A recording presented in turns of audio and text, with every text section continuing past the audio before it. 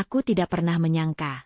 Sebuah benda kecil di dalam mobil akan membawaku pada kebenaran yang hampir merenggut nyawaku. Sebelum mulai ceritanya, komen dulu kalian dari kota atau negara mana. Aku pengen tahu.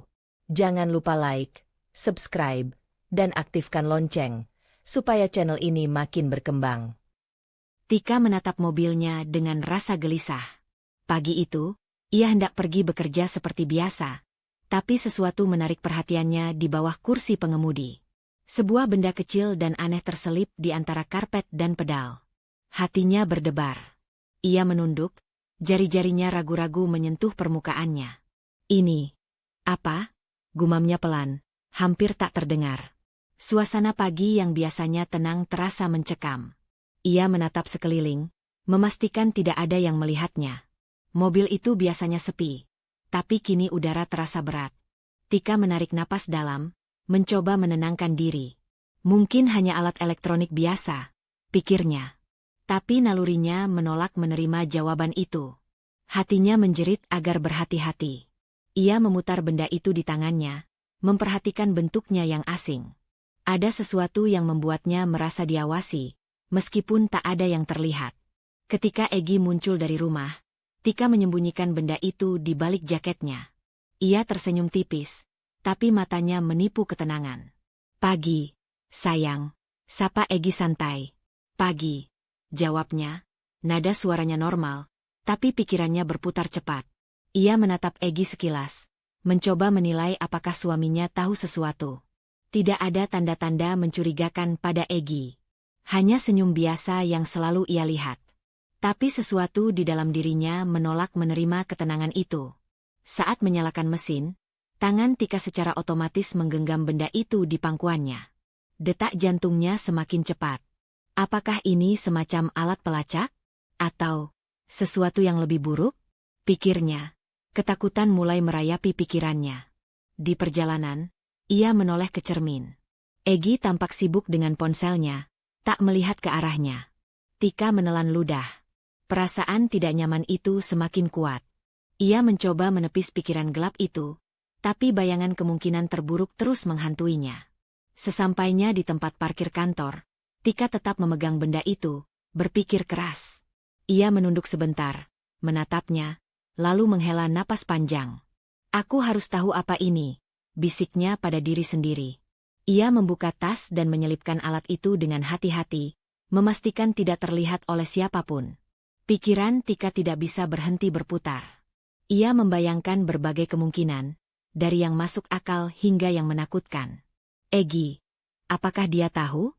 Apakah dia sengaja menaruhnya? Pertanyaan itu membuatnya merinding. Ia tahu ia tidak bisa menuduh tanpa bukti, tapi perasaan curiga itu sulit dihapus. Saat jam istirahat, Tika menatap alat itu lagi di meja kerjanya. Tangannya gemetar sedikit. Ia membuka laptop, mencoba mencari informasi tentang benda sejenis, tapi hasilnya tidak memuaskan. Tidak ada penjelasan yang masuk akal. Semakin dicari, semakin misterius rasanya. Malam harinya, Tika pulang dengan langkah hati-hati. Mobil sepi, tapi rasa gelisahnya tetap membayangi. Egy menyambutnya dengan senyum ramah, seperti tidak ada yang terjadi. Bagaimana hari ini? Tanyanya santai. Biasa saja. Jawab Tika singkat, mencoba menjaga nada suara tetap normal. Dalam hati, ia bertekad. Aku tidak akan diam. Aku harus tahu apa yang sebenarnya terjadi. Di garasi, ia menaruh alat itu di laci tersembunyi. Tangannya menyentuh permukaannya sekali lagi, lalu menarik napas panjang. Rasa takut dan penasaran bercampur, tapi ada satu hal yang jelas di pikirannya. Ia tidak bisa membiarkan hal ini berlalu begitu saja. Ia harus menyelidiki, pelan-pelan, hati-hati, dan tanpa membuat Egy curiga. Tika menatap Egy yang sedang bersih-bersih mobil.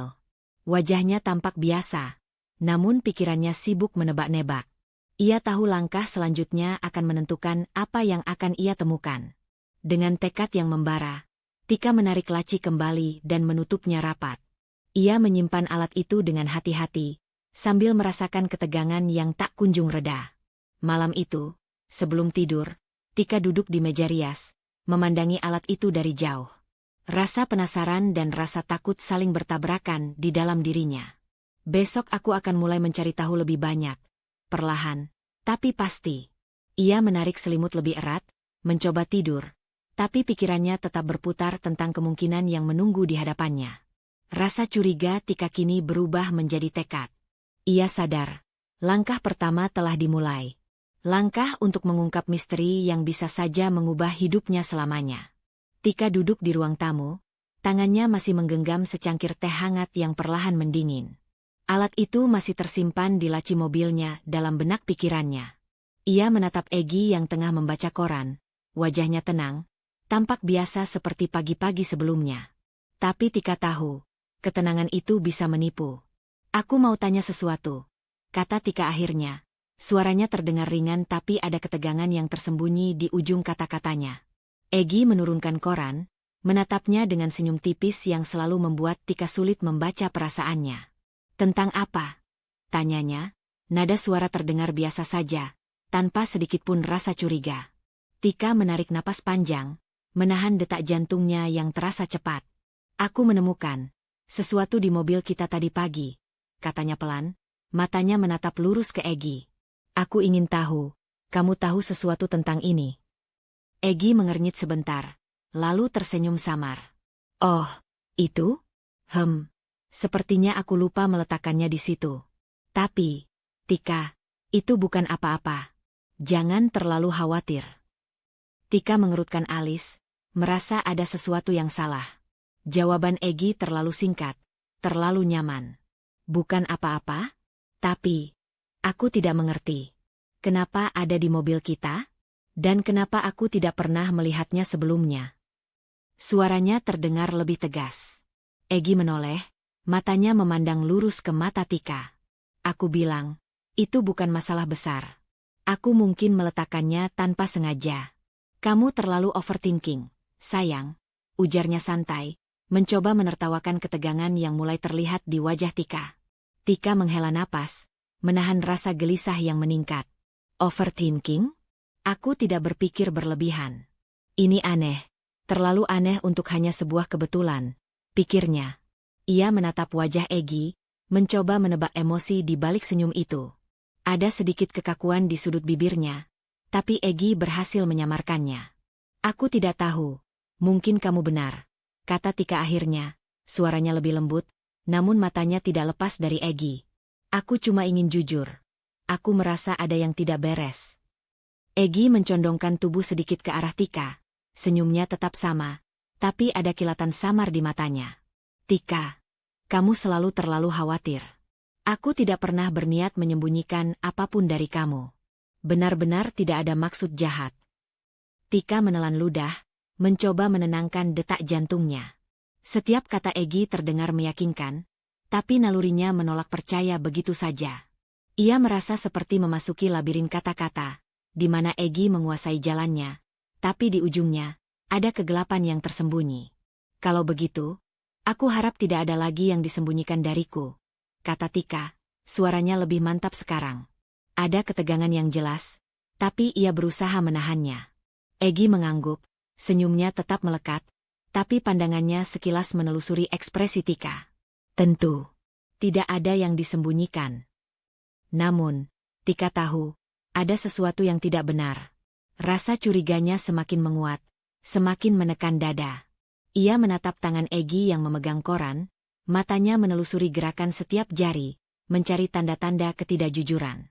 Ada sedikit ketegangan yang terselip, sekilas goyah sebelum ia berhasil menenangkan dirinya. Baiklah, kata Tika akhirnya, mencoba menenangkan dirinya sendiri. Ia berdiri perlahan, mengangkat cangkir teh kosong, dan berjalan ke dapur. Di dalam hati, ia sudah merancang langkah selanjutnya. Ia tidak bisa langsung menuduh, tapi ia harus mulai mengamati, mencatat, dan mencari tahu lebih banyak. Egy kembali membuka koran, tersenyum tipis, seolah tidak ada yang terjadi. Tapi Tika merasakan setiap kata, setiap sikap, dan setiap gerakan yang tersembunyi di balik ketenangan itu. Malamnya, ia duduk di kamar, menatap alat itu di benaknya. Aku harus lebih berhati-hati. Aku harus tahu kebenarannya sendiri, gumamnya dalam hati. Ketegangan tidak hilang, malah semakin tajam. Tika merasa gelisah, tetapi ia menahan diri, tetap tenang di depan Egy. Ia tahu, setiap langkah harus diperhitungkan. Salah sedikit saja, rahasia yang tersembunyi bisa hilang. Namun di balik rasa takut itu, ada satu tekad yang semakin kuat, menemukan kebenaran, pelan-pelan, tanpa memberi celah pada Egy untuk mengelak. Dengan napas panjang, Tika menutup mata sejenak, mencoba menenangkan diri. Namun perasaan curiga itu tetap ada, seperti bayangan yang mengikuti setiap gerakannya. Ia tahu, malam ini hanya awal dari perjalanan panjang yang harus ia hadapi. Dan dalam hati, ia bersumpah untuk tidak membiarkan ketidakjujuran itu tetap tersembunyi. Tika menutup pintu kafe dengan hati-hati, memastikan tidak ada yang memperhatikan kedatangannya. Di meja pojok, sahabatnya, Rina, sudah menunggu dengan senyum hangat, namun matanya langsung menangkap ketegangan yang terpancar dari wajah Tika. "Ada apa, Tik? Kamu kelihatan tegang," tanya Rina sambil menyeruput kopi hangatnya. Tika menarik napas panjang, jari-jarinya menari-nari di atas cangkir. Ia menatap sahabatnya, berusaha menahan emosi yang mulai memuncak.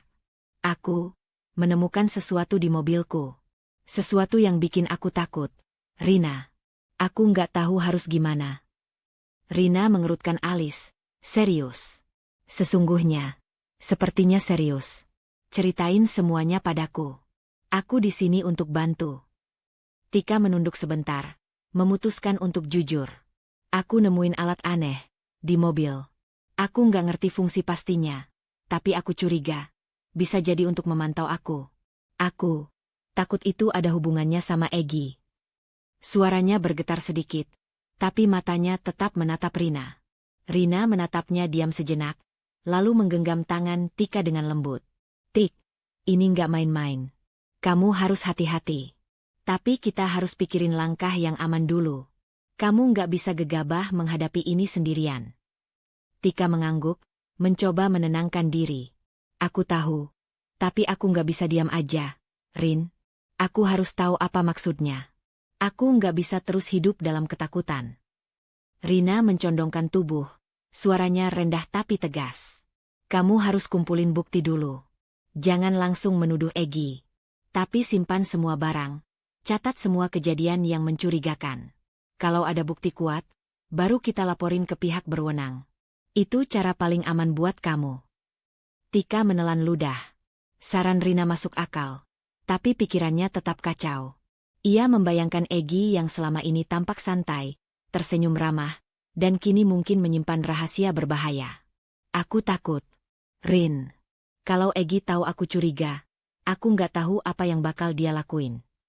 Rina menepuk bahu Tika. "Makanya, jangan langsung kasih tahu dia apa yang kamu tahu. Aku bakal bantu kamu merencanain langkah selanjutnya. Kita bisa mulai dari catatan kecil, foto-foto, apapun yang bisa jadi bukti. Tapi kamu harus tetap tenang di depan Egy. Jangan kasih dia kesempatan curiga." Tika menatap sahabatnya, merasa lega sekaligus tegang. "Aku ngerti, tapi aku nggak ngerti dari mana harus mulai."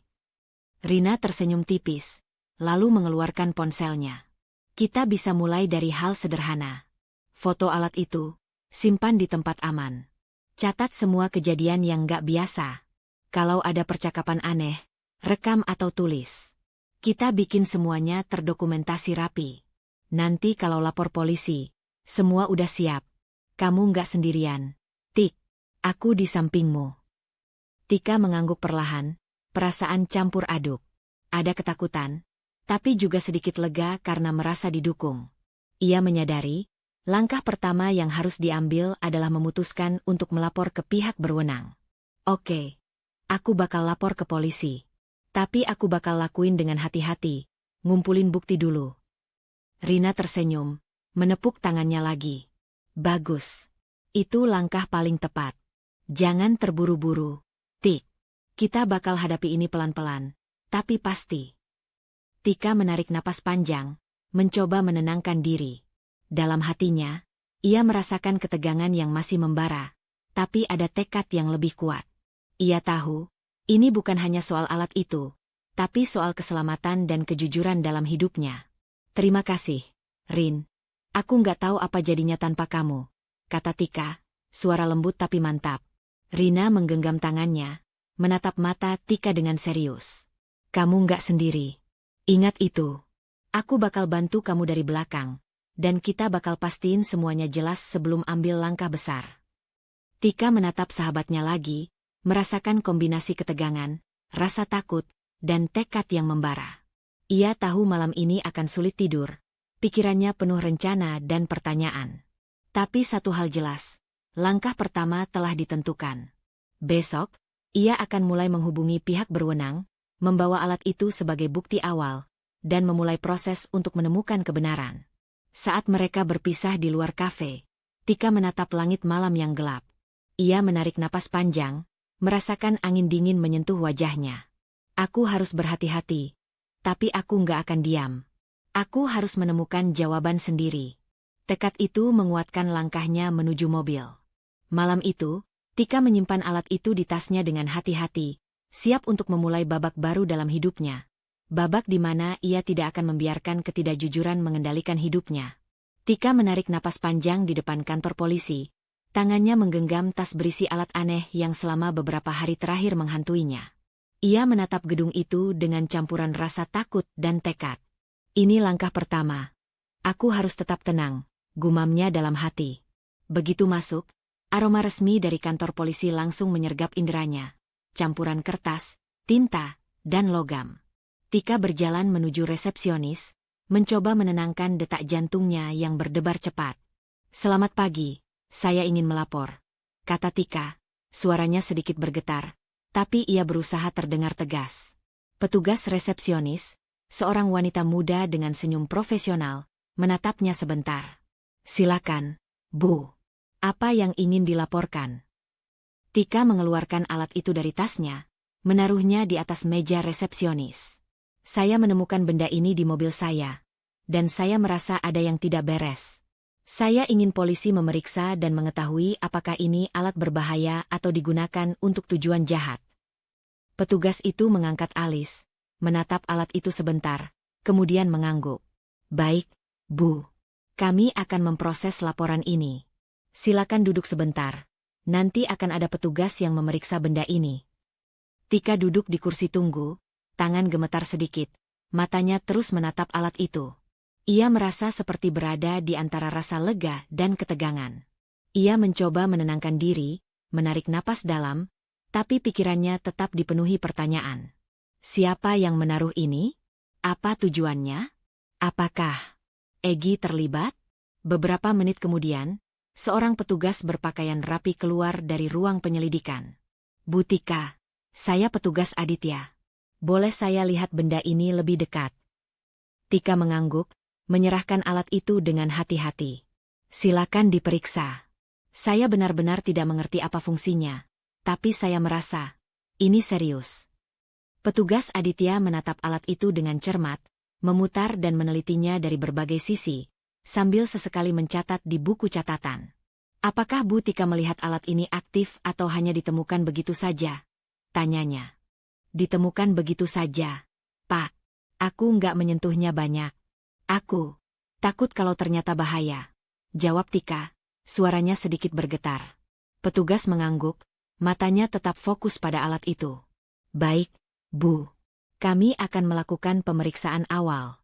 Bisa jadi ini alat sederhana, tapi bisa juga digunakan untuk pemantauan.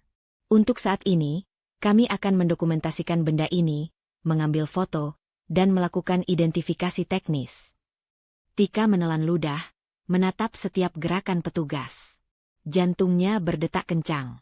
Ia merasa seperti berdiri di tepi jurang, menunggu keputusan yang bisa mengubah segalanya. Apakah kalian bisa tahu siapa pemiliknya? Tanyanya pelan. Petugas Aditya menoleh sebentar, menatap Tika dengan serius. Itu butuh waktu, Bu. Kami akan cek serial number, teknologi yang digunakan, dan membandingkan data dengan laporan sebelumnya. Tapi untuk saat ini, pemiliknya belum diketahui. Rasa lega dan cemas campur aduk di dada Tika. Ia tersenyum tipis, mencoba menenangkan diri. Baik, aku cuma ingin memastikan semuanya aman. Petugas itu mengangguk. Kami akan menangani ini sebaik mungkin. Bu Tika, untuk keamanan, jangan memberitahu siapapun tentang benda ini sebelum pemeriksaan selesai. Simpan semua informasi yang relevan. Kami mungkin akan hubungi Bu lagi jika ada perkembangan. Tika mengangguk mantap. Ia merasa langkah awal telah diambil. Setidaknya, ia tidak sendirian dalam menghadapi misteri ini. Namun, rasa curiga terhadap Egy tetap berputar di kepalanya. Ia tahu, bahkan jika polisi mulai memeriksa alat ini, perjalanan untuk mengetahui siapa yang menaruhnya dan apa tujuannya baru saja dimulai. Saat meninggalkan kantor polisi, Tika menarik napas panjang. Udara pagi terasa segar, tapi rasa tegang masih menempel. Ia memikirkan langkah-langkah selanjutnya, tetap waspada, mencatat hal-hal yang mencurigakan di rumah, dan memastikan Egy tidak menyadari penyelidikan awal ini. Di perjalanan pulang, ia menatap tasnya, membayangkan alat itu diperiksa oleh polisi, dan berharap jawabannya segera muncul. Tapi di balik rasa lega itu, ia menyadari satu hal, misteri yang dihadapinya jauh lebih rumit dari yang dibayangkan. Ia harus tetap hati-hati. Sesampainya di rumah, Tika menaruh tasnya di kamar dengan hati-hati. Ia menatap sekeliling, menilai setiap gerakan Egy yang sedang sibuk dengan pekerjaan rumah. Dalam hatinya, tekad itu semakin menguat. Ia tidak akan berhenti sampai mengetahui kebenaran di balik alat ini, dan siapapun yang terlibat harus bertanggung jawab. Malam itu, sebelum tidur, Tika menatap langit melalui jendela kamarnya, memikirkan langkah berikutnya. Polisi memberi petunjuk jelas, alat ini belum diketahui pemiliknya. Artinya, jalan untuk menemukan kebenaran masih panjang, dan ia harus melangkah lebih hati-hati. Namun tekadnya tidak tergoyahkan. Tika menatap ponselnya dengan tangan gemetar. Sebuah pesan masuk dari petugas Aditya di kantor polisi. Bu Tika, hasil identifikasi alat sudah keluar. Mohon segera hubungi kami untuk diskusi lebih lanjut. Detak jantungnya meningkat. Ia menelan ludah, napas terasa berat. Tanpa menunggu lama, Tika segera menghubungi nomor itu. Tangannya hampir gemetar saat menekan tombol panggil. Selamat pagi, Bu Tika. Ini petugas Aditya. Suara di telepon terdengar resmi. Hasil pemeriksaan alat yang Bu Tika serahkan, ternyata terdaftar atas nama suami ibu, Egy. Tika membeku di tempatnya. Suaranya tercekat saat mencoba berbicara. Maaf, apa? Petugas Aditya mengulang dengan tenang, namun tegas. Alat itu memang milik Egy. Ada bukti kepemilikan yang terdaftar dan data teknis yang menunjukkan alat tersebut kemungkinan digunakan untuk pemantauan. Tika menutup mata sejenak, napasnya memburu. Rasa percaya yang selama ini ia miliki terhadap Egy hancur berkeping-keping. Bayangan senyum ramah suaminya tiba-tiba terasa menakutkan. Ia merasa seperti baru saja jatuh dari tebing tanpa pegangan. Apa? Ini serius? Tanyanya pelan, suaranya hampir berbisik. Ya, Bu. Kami sarankan untuk berhati-hati. Jangan konfrontasi langsung tanpa petugas. Kami bisa membantu langkah selanjutnya, jawab petugas Aditya. Tika meletakkan ponsel di meja, tangannya menutupi wajah. Ia merasa campuran antara marah, takut, dan hancurnya kepercayaan.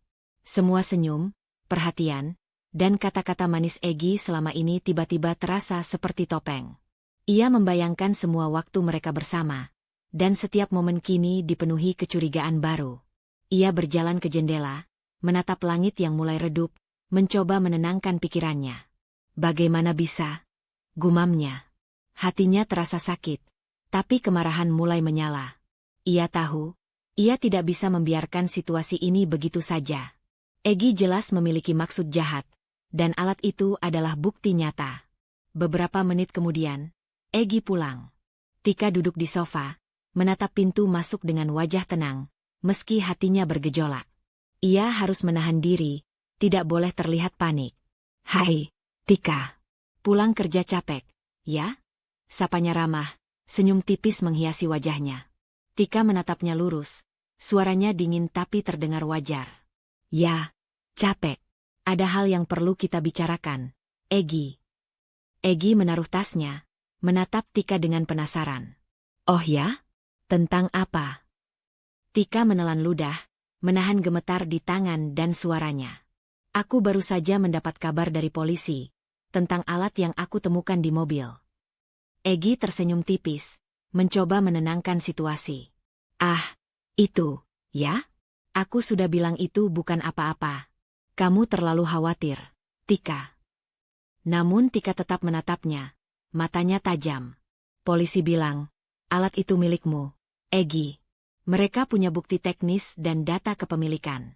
Bagaimana kamu bisa menjelaskan ini? Senyum Egy menghilang seketika, digantikan oleh raut wajah yang sedikit tegang. Ia menunduk sebentar, lalu menatap Tika kembali. Tika, itu bukan seperti yang kamu pikirkan. Aku cuma ingin memastikan semuanya aman. Aku nggak pernah berniat menyakitimu. Tika merasakan amarah dan kecewa bercampur dalam dadanya.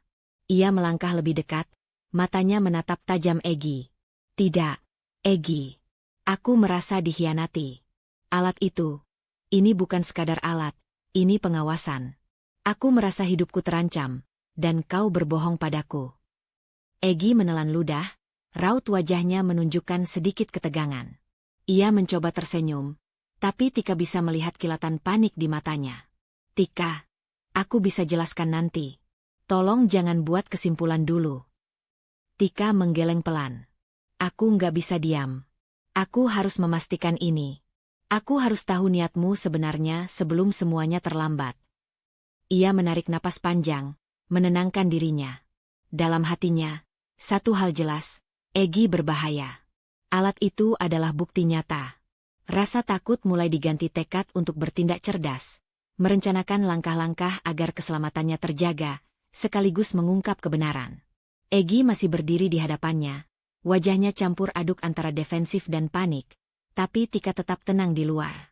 Ia sadar, pertemuan ini bukan untuk menyelesaikan masalah secara emosional. Ini soal strategi, bukti, dan keselamatan. Saat malam menutup jendela kamarnya, Tika duduk di kursi, menatap kosong ke alat itu yang kini terasa lebih mengancam dari sebelumnya. Ia menarik napas panjang. Aku harus hati-hati. Aku harus merencanakan setiap langkah. Egy berbahaya, tapi aku tidak akan menyerah. Tekad itu membakar dirinya dari dalam. Malam itu, rasa percaya yang hilang diganti oleh kewaspadaan, ketegangan, dan rencana yang mulai terbentuk dalam pikirannya. Ia tahu, babak baru telah dimulai, dan kali ini, ia akan bertindak lebih cermat dan berhati-hati dari sebelumnya. Tika terbangun sebelum subuh, bukan karena mimpi buruk, melainkan karena pikirannya tak pernah benar-benar tidur. Langit di luar jendela masih gelap. Di sampingnya, Egy bernapas teratur, punggungnya membelakangi Tika. Pemandangan itu, yang dulu terasa menenangkan, kini justru membuat tengkuknya merinding. Ia menatap punggung suaminya lama, mengukur jarak, menghitung kemungkinan. Aku harus berhenti bereaksi. Aku harus mulai berpikir, katanya dalam hati. Ketakutan saja tidak akan menyelamatkannya. Tika bangkit perlahan, bergerak tanpa suara. Di dapur, ia menuang air, tangannya mantap meski dadanya berdegup kencang. Ia membuka ponsel dan menuliskan catatan singkat, bukan tentang perasaan, melainkan fakta. Jam, kebiasaan Egy, perubahan kecil yang selama ini ia abaikan. Semua harus dicatat. Bukan untuk mengingat, tapi untuk membuktikan. Strategi pertama, jangan berubah, pikirnya. Ia tahu Egy cerdas. Perubahan kecil bisa terbaca sebagai ancaman. Maka Tika memutuskan untuk tetap bersikap seperti biasa. Sarapan tetap disiapkan. Senyum tetap diberikan. Nada suara dijaga. Ketika Egy bangun dan masuk dapur, Tika sudah duduk dengan secangkir kopi.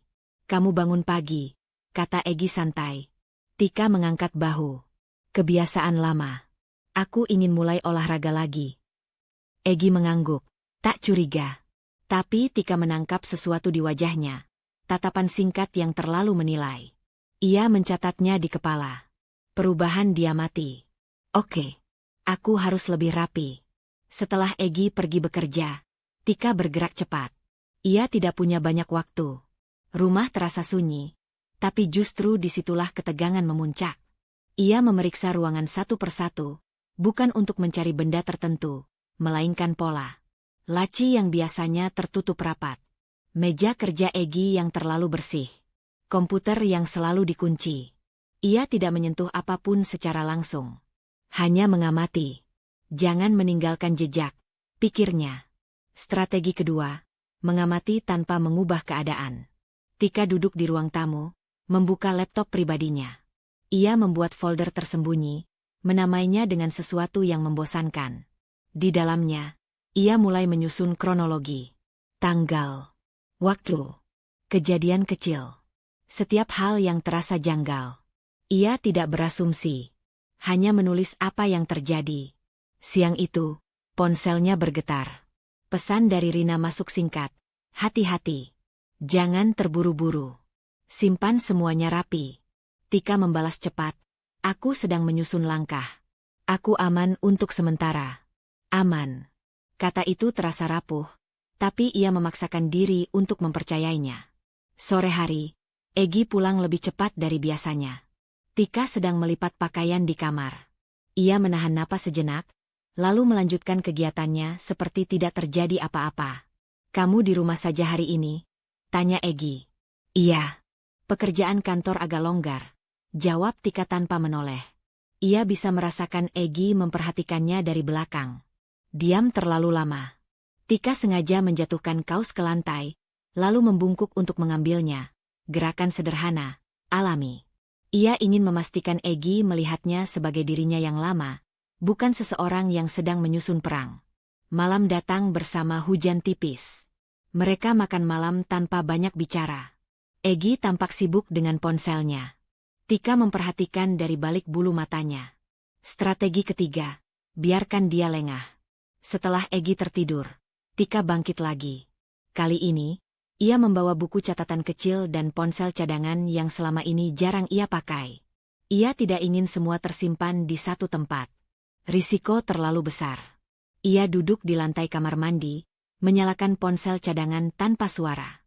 Ia mengatur pengamanan sederhana, mematikan notifikasi, memastikan tidak ada yang terhubung ke akun utamanya. Jika aku butuh bukti, aku butuh tempat aman menyimpannya. Tika tidak menyentuh barang-barang Egy malam itu. Ia tahu, pengawasan terbaik bukanlah yang agresif, melainkan yang sabar. Ia hanya perlu memastikan satu hal, bahwa setiap langkah Egy tercatat, meski tanpa ia sadari. Keesokan harinya, Tika mulai menjalankan rencana kecil. Ia memperhatikan jam pulang Egy, alasan-alasan yang terdengar sepele, perubahan nada suara saat menjawab telepon. Semua dicatat. Tidak ada emosi yang ikut campur. Hanya data. Ketegangan membuatnya lelah, tapi juga fokus. Ia tidak lagi bertanya-tanya apakah Egy berbahaya. Ia sudah sampai pada kesimpulan itu. Sekarang, pertanyaannya hanya satu. Seberapa jauh? Malam ketiga, Tika membuka laci tempat ia menyimpan barang-barang pribadinya. Dari balik tumpukan dokumen lama, ia mengeluarkan sebuah benda kecil yang sudah lama ia siapkan. Alat sederhana, tidak mencolok, mudah disembunyikan. Tangannya berhenti sejenak di atasnya. Ini bukan balas dendam, bisiknya pelan. Ini perlindungan. Ia menyimpannya kembali dengan rapi, lalu menutup laci. Di dalam dirinya, rasa takut masih ada, tapi kini berdampingan dengan sesuatu yang baru, kendali. Tika mematikan lampu, berbaring, dan menatap langit-langit kamar. Di sampingnya, Egy tidur tanpa tahu apa yang sedang disiapkan. Tika menutup mata perlahan. Ia tahu, mulai besok, ia tidak hanya akan mengamati. Ia akan memantau.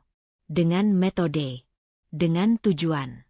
Dan tanpa kesalahan. Tika menunggu sampai suara pintu tertutup rapat. Ia menghitung langkah Egy menjauh dari rumah, lalu mengecek jam. 15 menit.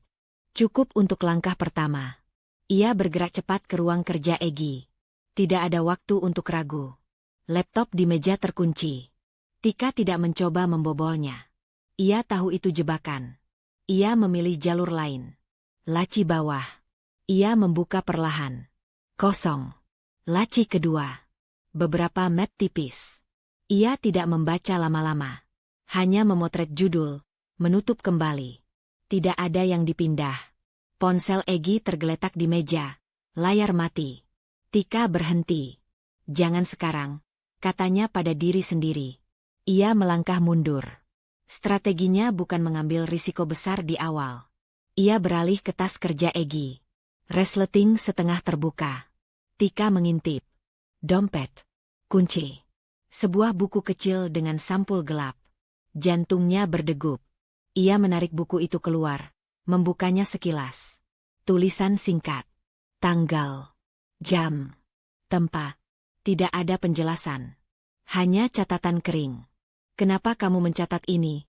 gumamnya pelan. Ia memotret beberapa halaman, mengembalikan buku ke posisi semula. Napasnya tertahan sampai tas itu kembali seperti semula. Langkah aman, pikirnya. Ada pola. Aku belum tahu artinya. Ponselnya bergetar. Pesan dari Rina. Ada perkembangan? Tika membalas cepat. Ada catatan. Masih kabur. Tapi disengaja. Ia beralih ke dapur. Di sana, meja makan menyimpan tumpukan kertas belanja. Tika mengumpulkan struk yang tercecer. Ia menyusunnya berdasarkan tanggal. Matanya menyempit. Ada pengeluaran berulang di tempat yang sama. Jam yang hampir seragam. Bukan kebutuhan rumah. Ini bukan kebetulan, katanya lirih. Ia memotret struk-struk itu, menyimpannya di ponsel cadangan. Tangannya mulai lebih mantap. Ketakutan bergeser menjadi fokus. Sore itu, Egy pulang. Tika sudah di ruang tamu, menyusun dokumen lama. "Kamu rapi sekali hari ini," kata Egy sambil meletakkan kunci. "Lagi ingin beberes," jawab Tika ringan. Egy mengangguk. "Aku mungkin lembur besok." Tika menatapnya sekilas. "Seperti minggu lalu?" Egy berhenti sepersekian detik. "Iya. Ada urusan." Tika tersenyum kecil. "Hati-hati." Ia menangkap perubahan napas Egy. Singkat. Tertahan. Lalu normal kembali. Dicatat, pikirnya. Malam datang. Setelah makan, Egy masuk kamar mandi. Tika bergerak. Ia membuka dompet Egy yang ditinggalkan di sofa. Ia tidak mengambil apapun. Hanya melihat kartu-kartu yang ada. Ada satu yang jarang ia lihat. Ia memotret, lalu menutup dompet dengan rapi. Egy keluar. "Kamu kenapa berdiri?" "Punggungku pegal," jawab Tika cepat. Egy mengangguk, lalu duduk, meraih dompetnya. Tidak curiga. Larut malam, Tika duduk di lantai kamar mandi, pintu terkunci. Ponsel cadangan di tangannya. Ia membuka foto-foto yang ia ambil hari ini. Catatan. Struk. Kartu. Semuanya mulai membentuk garis tipis yang mengarah ke satu titik. Persiapan. Ia mengetik ringkas di catatan. Pengeluaran rutin. Jadwal tetap. Catatan waktu dan tempat. Bukan impulsif. Ketika Egy tertidur, Tika mengambil langkah berikutnya. Ia membuka laci pakaian Egy. Di bawah tumpukan kaos, ada map tipis. Ia membuka. Beberapa kertas terlipat rapi. Tidak ada kop. Tidak ada logo. Tapi bahasanya dingin. Instruksi singkat. Target. Waktu. Tika menutup mulutnya dengan tangan. Napasnya memburu. Ini bukan sekadar pengawasan, pikirnya. Ini perencanaan. Ia memotret halaman pertama saja. Tidak lebih. Ia mengembalikan map itu ke tempat semula. Tangannya gemetar, tapi kepalanya jernih. Aku tidak boleh serakah. Keesokan paginya, Tika mengantar Egy sampai pintu. "Kamu kelihatan pucat," kata Egy. "Kurang tidur," jawab Tika. "Aku baik-baik saja." Egy menatapnya lama, lalu tersenyum tipis. "Jangan terlalu capek." Begitu Egy pergi, Tika duduk. Ia menghubungi Rina. "Ada apa?" tanya Rina. "Ada dokumen," jawab Tika singkat. "Bukan main-main. Ada target dan waktu." Rina terdiam. "Kamu aman?" "Untuk sekarang. Tapi ini lebih serius dari yang kita kira." "Jangan hadapi sendiri," kata Rina tegas. "Aku tidak," jawab Tika. "Aku mencatat semuanya." Sore itu, Tika menyusun ulang semua bukti. Ia tidak membaca berulang-ulang. Ia hanya memastikan urutannya. Polanya kini jelas. Persiapan, jadwal, dan pengeluaran yang mendukungnya. Semua mengarah pada satu kesimpulan yang membuat tenggorokannya kering. Malam turun. Tika berdiri di depan cermin, menatap wajahnya sendiri. Tidak ada air mata. Tidak ada panik. Hanya kewaspadaan. Ia membuka catatan terakhir dan menuliskan satu kalimat.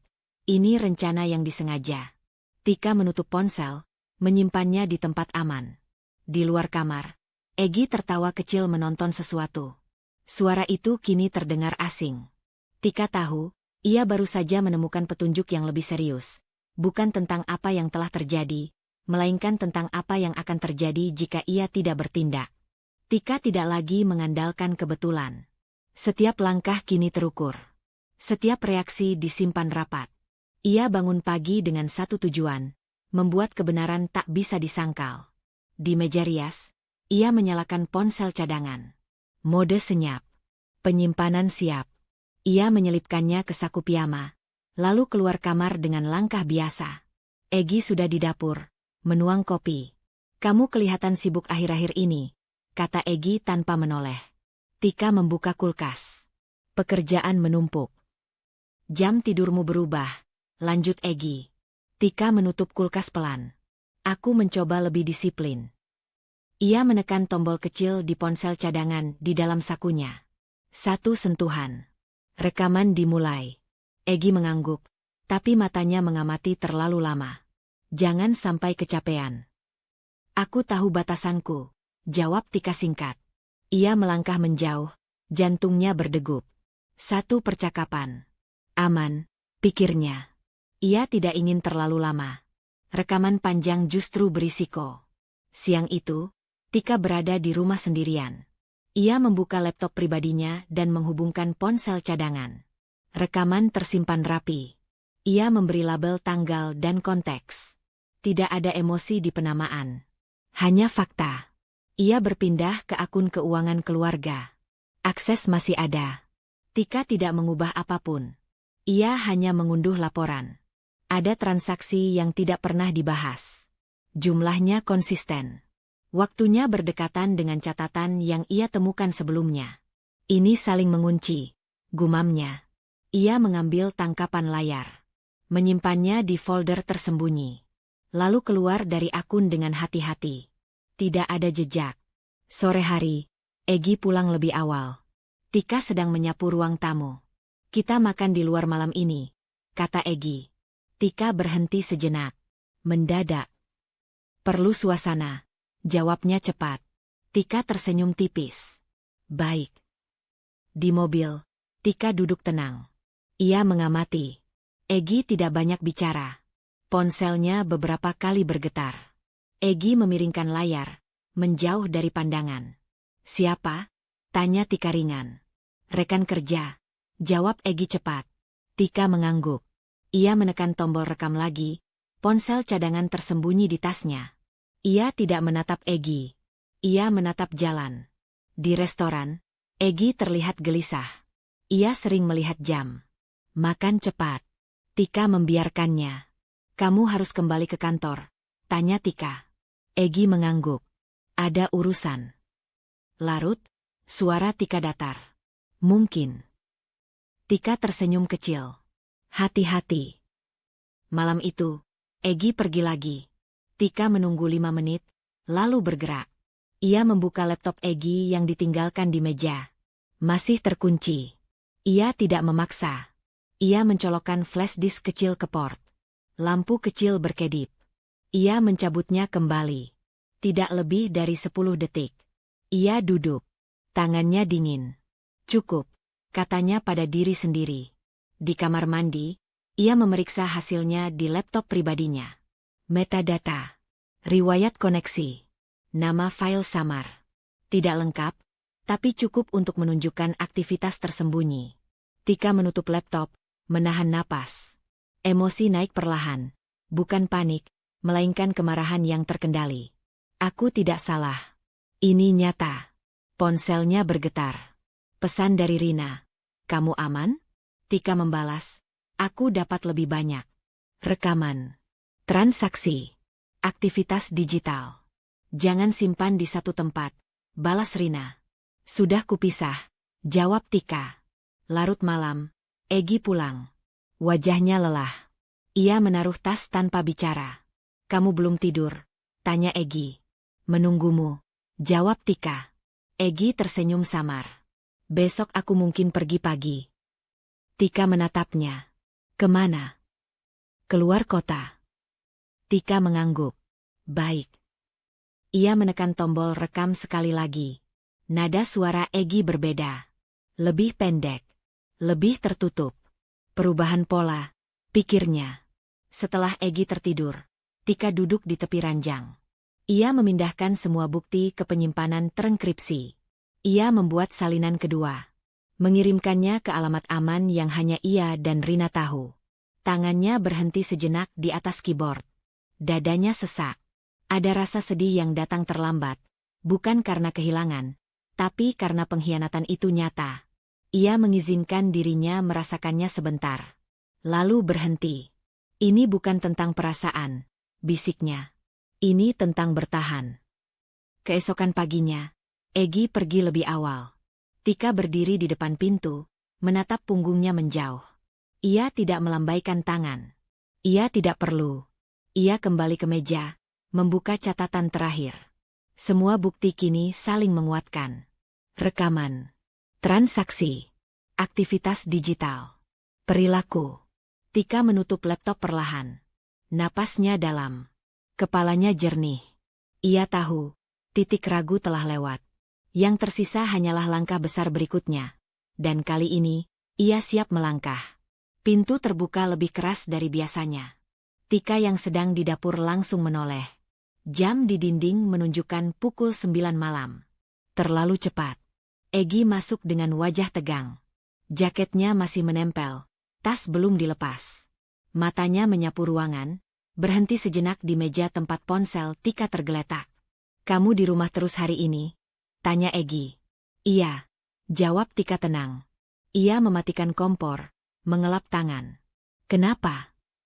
Egy mendekat. Aku dapat notifikasi aneh. Jantung Tika berdetak lebih cepat, tapi wajahnya tetap datar. Notifikasi apa? Ponselku, kata Egy. Ada aktivitas yang tidak biasa. Tika mengangguk pelan. Mungkin sinkronisasi. Egy menatapnya. Terlalu lama. Terlalu dalam. Kamu pakai laptopku hari ini. Tika menarik kursi, duduk. Tidak. Kenapa? Aku yakin aku menutupnya, kata Egy. Tika menatap balik. Aku tidak menyentuhnya. Hening menggantung. Egy akhirnya melepas jaket, meletakkannya kasar di kursi. Mungkin sistem kantor. Tika berdiri, menuang air. Tangannya stabil. Jangan bereaksi berlebihan, katanya dalam hati. Egy berjalan ke ruang kerja. Tika mengikutinya dengan jarak aman. Ia bersandar di pintu, santai. Kamu lapar? Tanya Tika. Egy tidak menjawab. Ia menyalakan laptop. Mengetik cepat. Napasnya berat. Kalau kamu capek, kita bisa makan besok, lanjut Tika. Egy berhenti mengetik. Kamu akhir-akhir ini aneh. Tika tersenyum kecil. Aneh bagaimana? Lebih pendiam, jawab Egy. Lebih memperhatikan. Tika mengangkat bahu. Mungkin aku belajar mendengarkan. Egy berdiri. Mendekat. Jarak mereka hanya 1 langkah. Kamu menyembunyikan sesuatu. Tika menatap matanya tanpa berkedip. Kamu menuduhku. Egy terdiam. Matanya bergerak, mencari reaksi. Tika tidak memberi apapun. Ia membiarkan detik berjalan. Aku hanya tanya, kata Egy akhirnya. Tika mengangguk. Aku juga menjawab. Ponsel Egy bergetar. Ia melirik layar, lalu menjauh. Aku perlu keluar sebentar. Sekarang? Tanya Tika. Sebentar. Tika mengangguk. Hati-hati. Begitu pintu tertutup, Tika bergerak. Ia mengambil ponsel cadangan dari tempat tersembunyi. Ia memeriksa rekaman. Percakapan barusan terekam jelas. Nada Egy. Tuduhan samar. Tekanan. Ia memindahkan file ke penyimpanan aman. Lalu menghapus jejak lokal. Cepat. Bersih. Pintu kembali terbuka. Egy masuk dengan wajah lebih dingin. "Kamu tadi merekam sesuatu?" tanyanya tiba-tiba. Tika berhenti berjalan. Ia menoleh perlahan. "Merekam apa?" "Suara," kata Egy. "Aku dengar bunyi." Tika menunjuk televisi yang menyala pelan. "Itu." Egy menatap televisi. "Tadi mati." Tika menekan remote. Suara naik. "Mungkin kamu tidak dengar." Egy mendekat lagi. Tangannya menyentuh meja. "Tika, jangan bohong." Tika mendekat satu langkah. Suaranya rendah. "Aku tidak." Keheningan kembali. Egy menghela napas panjang. "Aku lelah." "Aku tahu," kata Tika lembut. Egy berjalan ke kamar. Tika mengikuti sampai pintu, lalu berhenti. Ia tidak memaksa. Ia menunggu. Beberapa menit kemudian, Egy keluar dengan ponsel di tangan.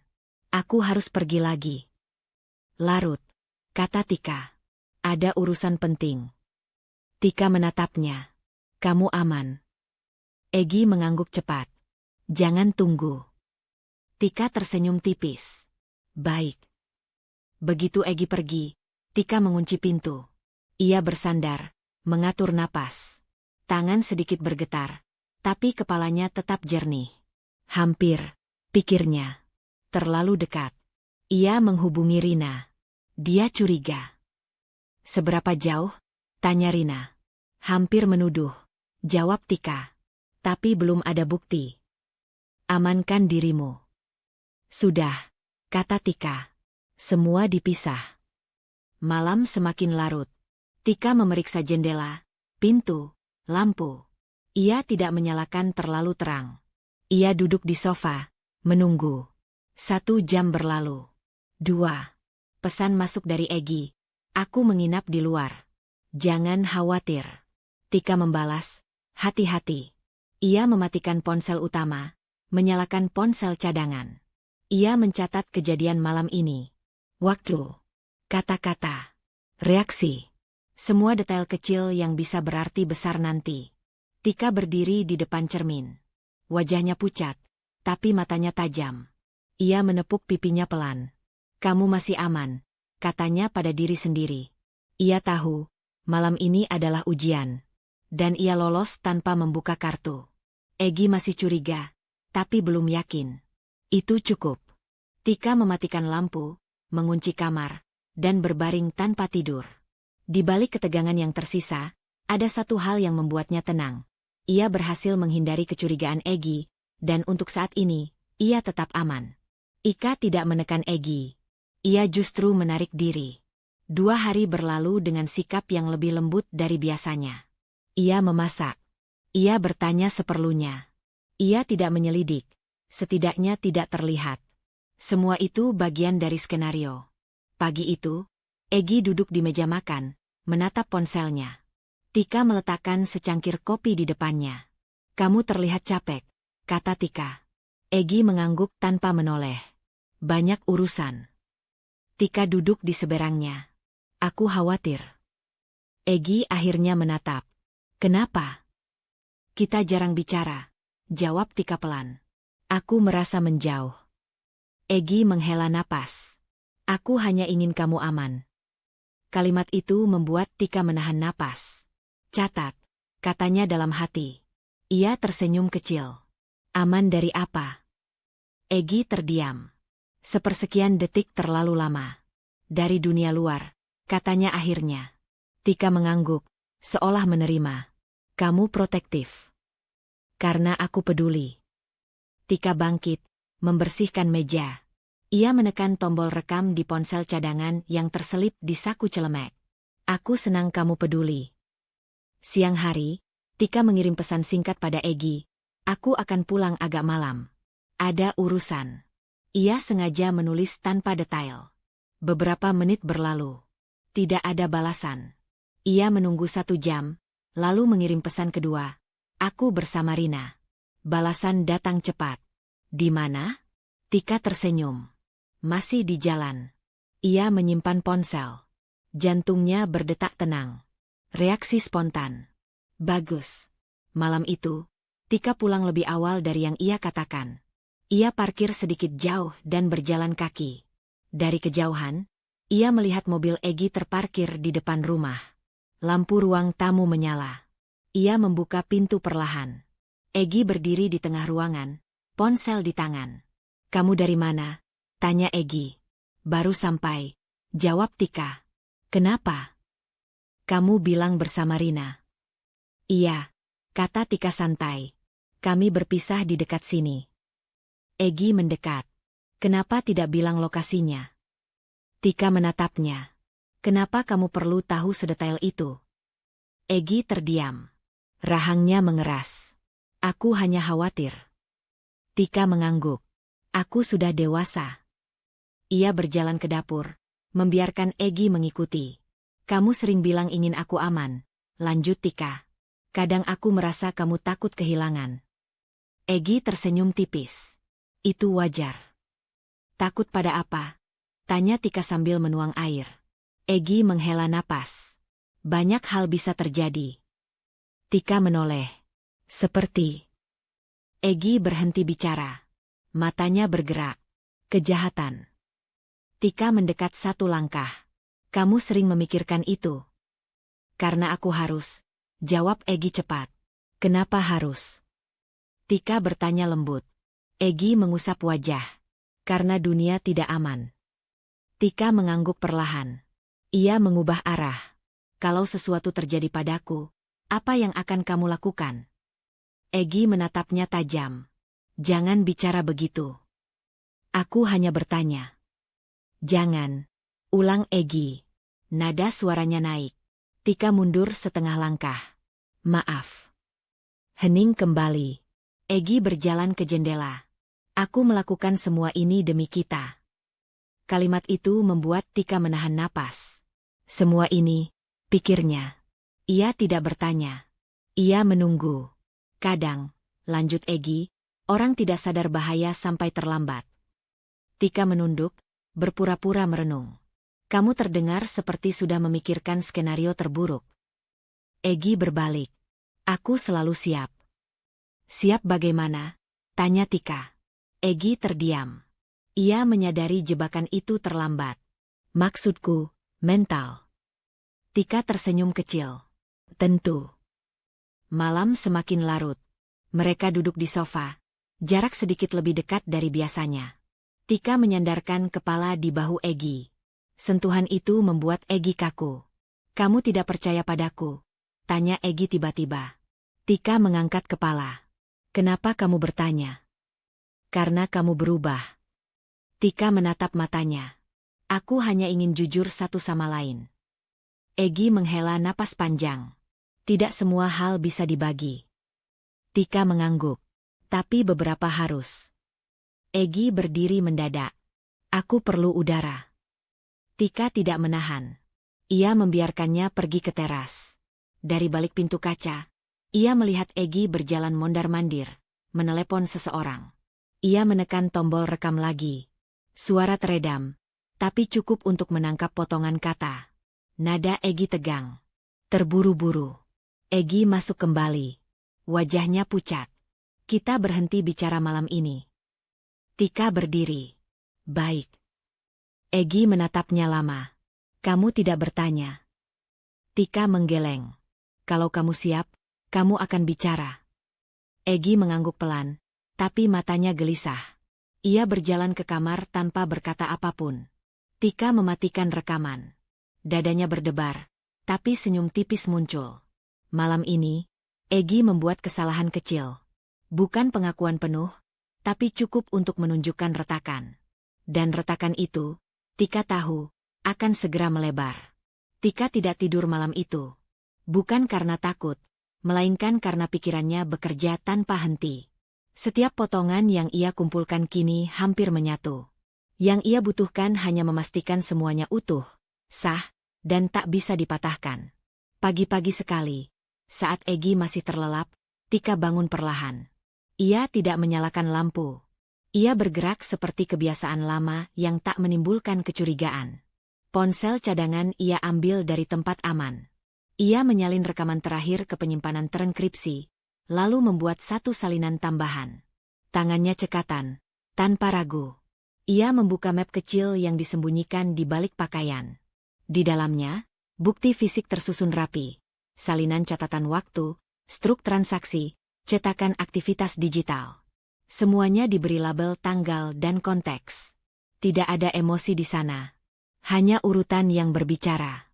Ketika matahari naik, Egy bangun. Ia keluar kamar dengan wajah letih. "Kamu sudah bangun?" tanyanya. "Iya," jawab Tika. "Aku mau keluar sebentar." Egy menatapnya. "Kemana?" "Urusan pribadi." Egy mengangguk pelan. "Jangan lama." Tika tersenyum tipis. "Aku akan kembali." Di luar, udara terasa lebih dingin dari biasanya. Tika duduk di mobil, menutup pintu, dan menarik napas panjang. Ia membuka ponsel utama dan menghubungi pihak yang sudah menunggu. Tidak ada basa-basi. Ia hanya menyampaikan bahwa ia siap menyerahkan bukti tambahan. Di kantor polisi, Tika duduk tegak. Ia meletakkan map di meja. Tangannya tidak gemetar. Ia menjelaskan singkat, runtut, tanpa berputar. Bukti fisik diserahkan satu persatu. Bukti digital diputar. Rekaman suara Egy terdengar jelas, potongan kalimat yang kini tak bisa ditarik kembali. Petugas menatap serius. "Ini menguatkan." Tika mengangguk. "Saya ingin memastikan semuanya lengkap." "Kami akan mencocokkan," jawabnya. "Anda sudah melakukan hal yang benar." Kalimat itu tidak membuat Tika lega. Ia hanya membuatnya semakin fokus. Ia tahu, langkah berikutnya akan lebih berat. Sore hari, Tika kembali ke rumah. Egy belum pulang. Ia memanfaatkan waktu. Ia memeriksa kembali ruang kerja Egy, kali ini dengan izin yang telah diberikan sebelumnya. Ia mengambil satu benda kecil yang selama ini ia hindari. Ia memasukkannya ke kantong bukti, menutup rapat, memberi label. Itu potongan terakhir. Ketika Egy pulang, langit sudah gelap. Tika sedang duduk di ruang tamu. Tidak membaca. Tidak menonton. Hanya menunggu. "Kamu kemana?" tanya Egy. "Keluar," jawab Tika. Egy meletakkan tasnya. "Dengan siapa?" "Sendiri." Egy menatapnya lama. "Kamu menyembunyikan sesuatu." Tika berdiri. "Kamu sering mengatakan itu." Egy mendekat. "Karena aku merasakannya." Tika menahan napas. Ia tidak mundur. "Perasaanmu tidak selalu benar." Egy tertawa kecil, tapi suaranya kaku. "Kamu berani sekali sekarang." Tika mengangguk. "Aku belajar." Malam itu, Egy lebih banyak diam. Ia mondar-mandir, mengecek ponsel, menatap pintu. Tika memperhatikan dari kejauhan. Setiap gerak Egy kini terlihat sebagai tanda. Ia tidak mencatat lagi. Ia sudah selesai mengumpulkan. Di kamar, Tika menyusun pakaian sederhana. Ia tidak berencana pergi malam ini, tapi ia ingin siap. Tas kecil ia letakkan di dekat pintu. Isinya hanya yang penting. Dokumen, ponsel, kunci. Ia duduk di tepi ranjang, menatap cermin. Wajahnya tampak lebih keras. Bukan marah. "Siap." Egy masuk tanpa mengetuk. "Kita perlu bicara." Tika mengangguk. "Iya." Egy duduk, mengusap wajah. "Aku merasa kamu menjauh." Tika menatapnya. "Aku sedang melindungi diriku." Egy tertawa pendek. "Dari aku?" Tika tidak menjawab. Keheningan itu lebih berat dari bantahan apapun. "Kamu tidak percaya padaku," kata Egy. "Kepercayaan bukan asumsi," jawab Tika pelan. "Itu dibangun dari tindakan." Egy berdiri. "Kamu menuduhku tanpa bukti." Tika bangkit. Ia menatap matanya. "Aku tidak menuduh." Egy mendengus. "Lalu apa?" "Aku bersiap," kata Tika. Egy terdiam. Ada ketakutan singkat melintas di wajahnya, cepat tertutup amarah. "Untuk apa?" "Untuk kebenaran," jawab Tika. Egy melangkah mundur satu langkah. "Kamu berubah." Tika mengangguk. "Karena aku tahu." Egy tidak bertanya lebih jauh. Ia keluar kamar dengan langkah cepat. Pintu dibanting. Tika berdiri lama di tempatnya. Dadanya naik turun. Ia menutup mata sejenak, lalu membuka kembali. Semua bukti sudah di tangan pihak berwenang. Semua salinan aman. Semua langkah dipikirkan. Ia berjalan ke ruang tamu, duduk dengan punggung tegak. Tidak ada lagi ragu. Tidak ada lagi penundaan. Saat ini, ia tidak sekadar bertahan. Tika siap menghadapi konfrontasi. Tika memilih waktu dengan sengaja. Pagi yang tenang, rumah dalam keadaan rapi, tidak ada alasan untuk terburu-buru. Ia menunggu Egy duduk di ruang tamu, kopi masih mengepul di cangkirnya, perhatian setengah teralihkan pada ponsel. Saat itulah Tika berdiri di depannya. Kita perlu bicara sekarang, kata Tika. Egy menoleh, alisnya terangkat. Tentang apa? Tentang semua yang kamu sembunyikan. Egy tersenyum tipis. Aku tidak menyembunyikan apapun. Tika duduk berhadapan, jarak aman. Ia meletakkan sebuah map di atas meja. Tidak dibuka. Hanya diletakkan. Kamu yakin?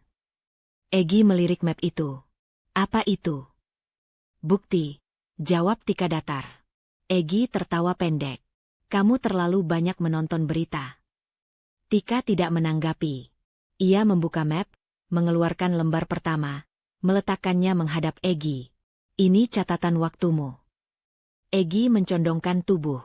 Itu bisa milik siapa saja. Tika menggeser lembar kedua. Ini transaksi yang terhubung dengan catatan itu. Egy menghela napas, menyandarkan punggung. Kamu menafsirkannya berlebihan. Tika mengeluarkan ponsel cadangan. Ia menyalakan rekaman. Potongan suara Egy terdengar. Nada tegang. Kata-kata yang terputus, tapi jelas. Wajah Egy berubah. Itu dipotong. Tika menghentikan rekaman. Ada versi lengkap. Egy berdiri. Kamu merekamku. Tika menatapnya. Aku melindungi diriku. Egy berjalan mondar-mandir. Kamu mengkhianatiku. Tika menggeleng. Kamu yang mengkhianati kepercayaan. Egy berhenti di depan jendela. Kamu tidak mengerti. Jelaskan, kata Tika. Egy berbalik. Aku melakukan ini demi kita. Tika mengangkat satu lembar lagi. Ini dokumen yang kamu simpan. Egy membeku. Kamu menggeledah barangku. Aku mengamankan bukti, jawab Tika. Egy mendekat. Kamu tidak punya hak. Tika berdiri, menjaga jarak. Hak itu muncul saat ada ancaman. Egy tertawa keras. Ancaman? Kamu membesar-besarkan. Tika menatapnya tanpa emosi. Kamu mencatat waktu, tempat, dan biaya. Itu bukan kebetulan. Egy mengusap wajah. Kamu salah. Kalau aku salah, kata Tika pelan, kenapa kamu panik? Egy menoleh tajam. Aku tidak panik. Tika menekan tombol, memperdengarkan rekaman lain. Suara Egy di teras, terputus-putus, tergesa. Nama tempat disebut samar. Egy meraih ponsel itu. Tika menariknya kembali dengan cepat. Jangan sentuh. Egy terdiam, napasnya berat. Kamu mau apa? Aku mau kebenaran, jawab Tika. Kebenaran versimu, bantah Egy. Fakta tidak punya versi, kata Tika. Egy duduk kembali, tapi lututnya bergerak gelisah. Kamu tidak akan membawanya keluar rumah. Tika menatapnya. Sudah. Egy mengangkat kepala. Apa? Bukti sudah diserahkan, kata Tika tenang. Wajah Egy pucat. Kamu berbohong. Tika mengeluarkan salinan tanda terima. Tidak. Egy berdiri terlalu cepat. Kursi terseret. Kamu menghancurkan hidupku. Tika tidak bergerak. Kamu melakukannya sendiri. Egy mendekat, suaranya menurun. Tarik kembali. Tidak, jawab Tika. Aku bisa memperbaikinya, kata Egy cepat. Kita bisa mulai ulang. Tika menggeleng. Aku tidak menawar. Egy menggebrak meja. Kamu pikir kamu pintar. Tika menatap tangannya yang mengepal. Kamu kehilangan kendali. Egy tersenyum miring. Kamu belum melihat apa-apa. Tika melangkah mundur setengah langkah. Ancaman dicatat. Egy tertawa keras. Suaranya pecah. Kamu tidak bisa membuktikan niat. Tika mengangkat map itu. Ini membuktikan pola. Egy mengusap rambutnya berulang-ulang. Kamu memaksaku. Aku menghentikanmu, jawab Tika. Hening menekan ruangan. Egy berjalan ke pintu, lalu berbalik. Kamu akan menyesal. Tika berdiri tegak. Aku sudah siap. Egy mengepalkan tangan, lalu melepaskannya. Matanya liar. Nafasnya tidak teratur. Ini belum selesai. Tika menatapnya tanpa gentar. Untukku, ini sudah. Egy tertawa pendek, tapi tidak ada humor. Ia berjalan mondar-mandir, memukul dinding pelan, lalu lebih keras. Kontrolnya retak. Tika tetap di tempat, tenang, mencatat setiap gerak. Ia tahu, saat ini, kekuatan ada di sisinya, dan Egy mulai kehilangannya. Ketukan itu tidak keras, tapi tegas. Tika yang berdiri di ruang tamu langsung tahu waktunya telah tiba. Ia menatap jam dinding. Pagi belum sepenuhnya matang. Cahaya masih pucat. Egy berada di dapur, menuang air dengan gerakan tidak stabil. Semalaman ia mondar-mandir. Hampir tidak tidur.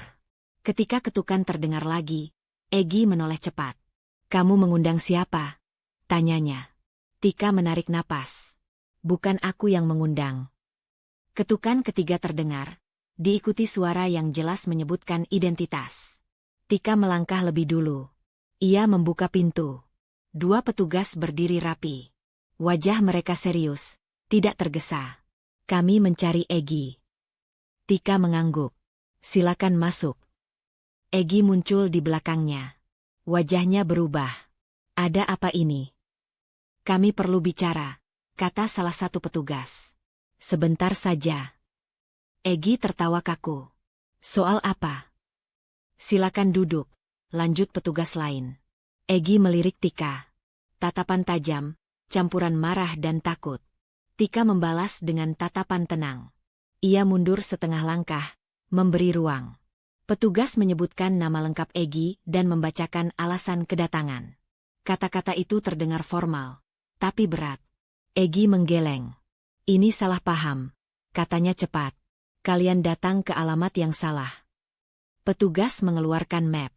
Kami membawa bukti. Egy berdiri. Aku tidak setuju dengan ini. Silakan duduk, ulang petugas dengan nada lebih tegas. Egy duduk, lututnya bergerak cepat. Aku mau menelepon pengacara. Itu hak Anda, jawab petugas. Setelah prosedur. Tika berdiri di dekat jendela. Tangannya dingin, tapi punggungnya lurus. Ia mendengar namanya disebut sebagai pelapor. Ia tidak menoleh. Petugas menjelaskan singkat prosesnya. Tidak panjang. Tidak bertele-tele. Setiap kalimat seperti palu kecil yang memukul perlahan. Egy menatap Tika. Kamu senang sekarang? Tika berbalik. Aku aman. Egy tertawa pendek. Kamu menghancurkan segalanya. Tika menggeleng.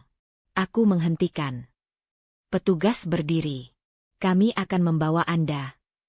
Egy bangkit mendadak. Kursi terseret. Tidak sekarang. Salah satu petugas bergerak cepat, menempatkan diri di antara Egy dan pintu. Tolong tenang. Egy mengusap wajah. Napasnya cepat. Aku tidak melakukan apa-apa.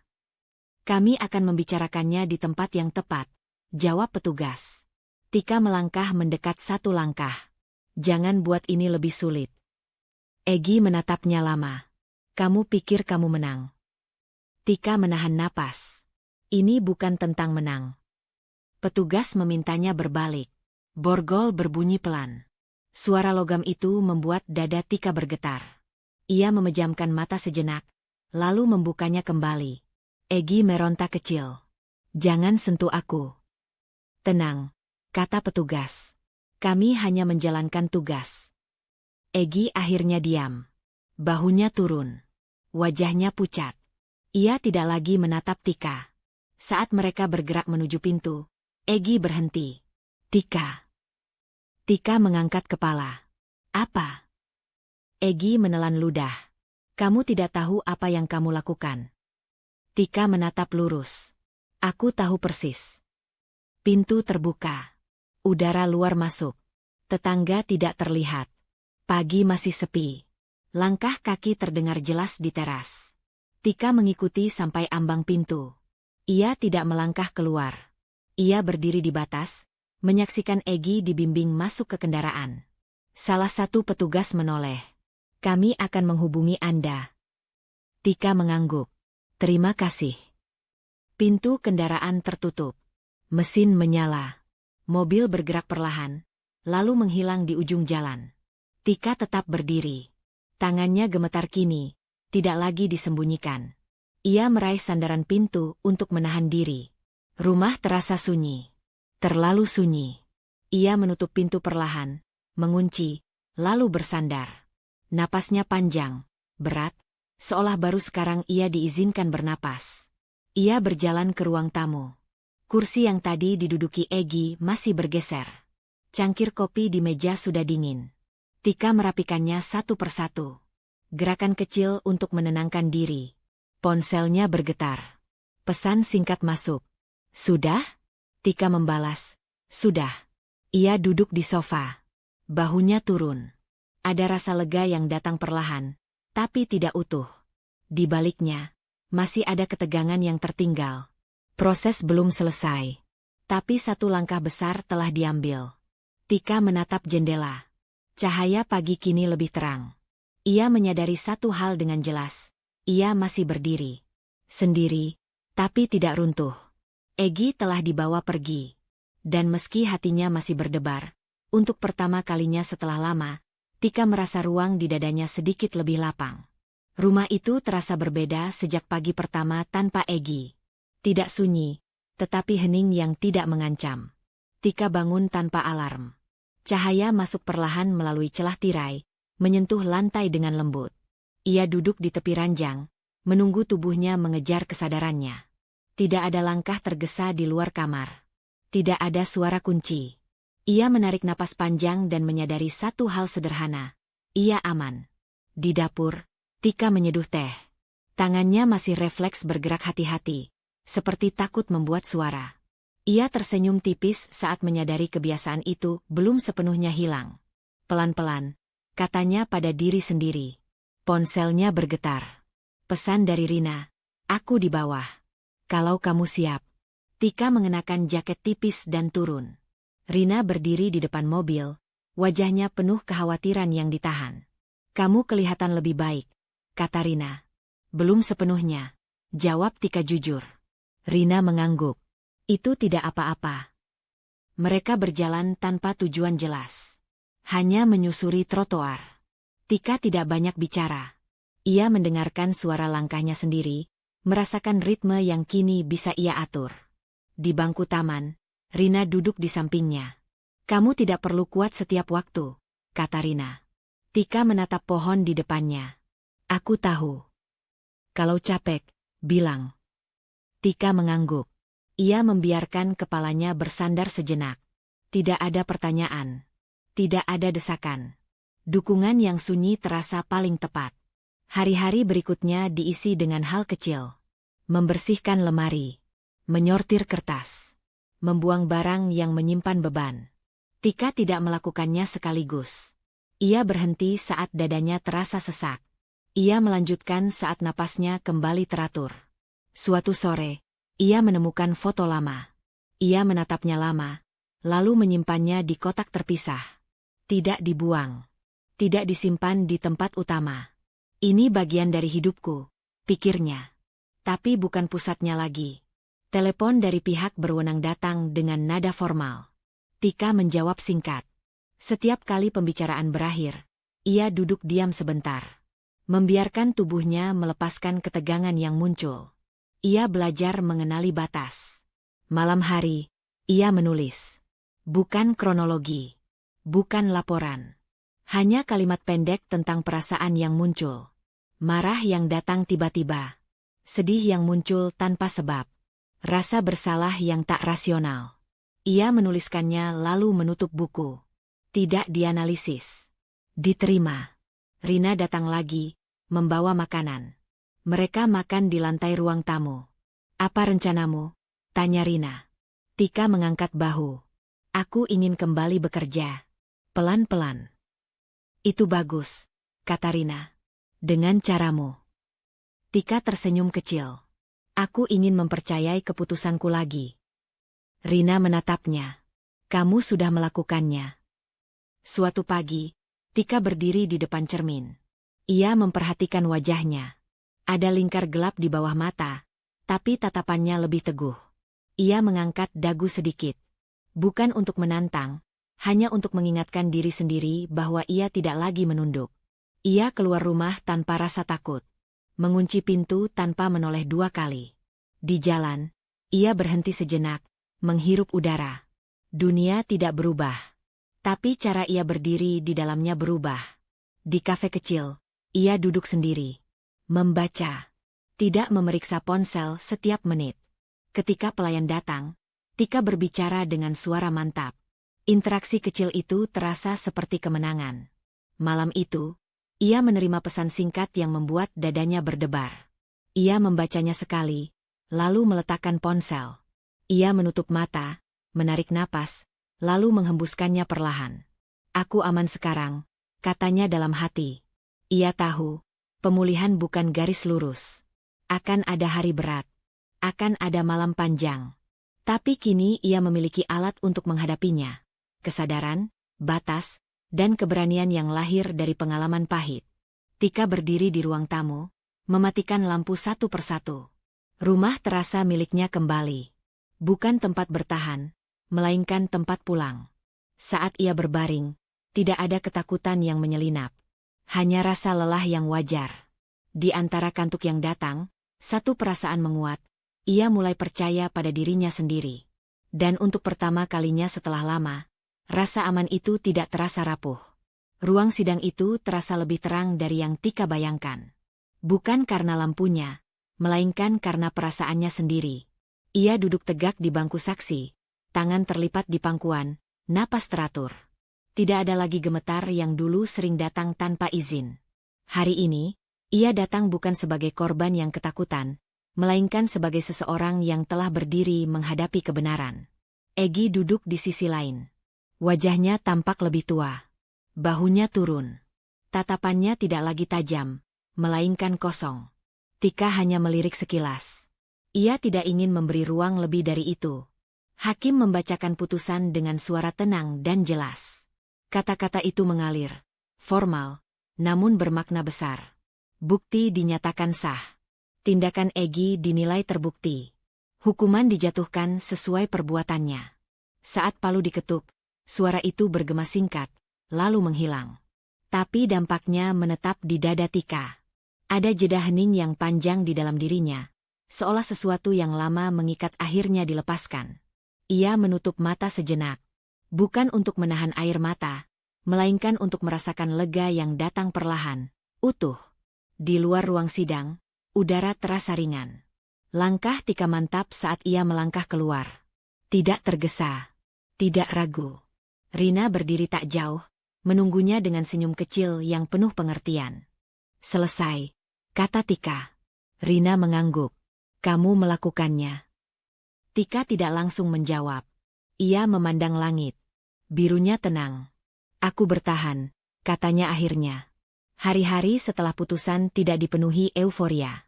Tidak ada perayaan besar. Tidak ada teriakan kemenangan. Yang ada justru keheningan yang menenangkan. Tika kembali ke rutinitasnya dengan ritme baru. Ia bekerja. Ia beristirahat. Ia berbicara saat ingin. Diam saat perlu. Suatu sore, ia duduk di ruang tamu rumahnya sendiri. Cahaya matahari masuk lembut melalui jendela. Ia membuka kotak kecil berisi catatan lama. Ia membacanya satu persatu, lalu menutup kembali. Kotak itu disimpan, bukan untuk diingat terus-menerus, melainkan sebagai pengingat bahwa ia pernah melalui sesuatu yang berat, dan keluar dengan utuh. Tika menyeduh teh dan duduk di kursi favoritnya. Ia memikirkan perjalanan yang telah ia tempuh. Dari kecurigaan kecil yang nyaris ia abaikan, hingga keberanian untuk bertanya, menyelidiki, dan akhirnya berdiri di hadapan kebenaran. Tidak semua langkah ia pahami saat itu. Banyak yang ia lakukan sambil takut. Tapi kini ia tahu, keberanian tidak selalu berarti tanpa rasa takut. Kadang, keberanian justru berarti tetap melangkah meski takut. Ia teringat malam-malam panjang penuh kecemasan, saat ia harus berpura-pura tenang di hadapan orang yang berniat jahat padanya. Ia teringat bagaimana ia belajar mengandalkan nalurinya sendiri, mencatat detail kecil, dan mempercayai pikirannya. Semua itu tidak sia-sia. Ponselnya bergetar. Pesan singkat dari Rina. "Kamu bagaimana?" Tika tersenyum. "Aku baik.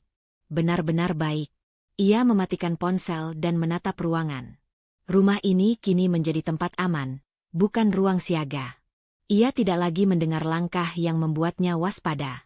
Tidak lagi menyimpan barang di tempat tersembunyi karena takut. Semua kunci ada di tangannya, secara harfiah dan batin. Malam datang tanpa membawa beban. Tika berdiri di balkon kecil, menghirup udara malam.